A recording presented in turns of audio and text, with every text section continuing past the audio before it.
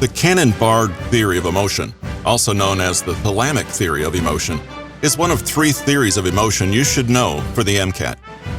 As with the other theories of emotion, the Cannon-Bard theory proposes that the environment first provides an initial stimulus. But unlike the other theories, it then posits that the physiological arousal and emotion are produced independently and simultaneously. In this video, I'll give you a handy visual mnemonic to help you remember the Cannon-Bard theory of emotion.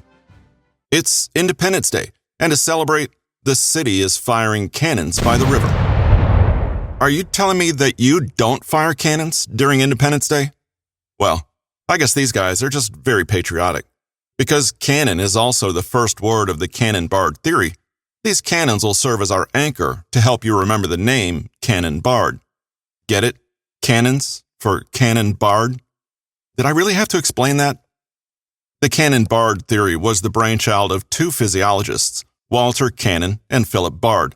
Let's take a deep dive into the scene to learn what makes the Cannon-Bard theory different than the others.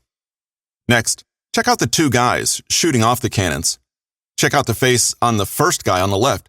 He's having a great time watching the cannon show. I mean, just look at the emotion on his face. Isn't freedom great? Let this emotional fellow represent emotion, which is, of course, one of the components of the Cannon-Bard theory. Next, check out his friend over on the right. He's clearly having less of a good time. In fact, he looks downright startled by the loud cannon noises. Just look at his hair standing on end and his nervous sweating. Watch the full version of this video at Pixorize.com. There, you'll find a ton of other great content you won't find anywhere else.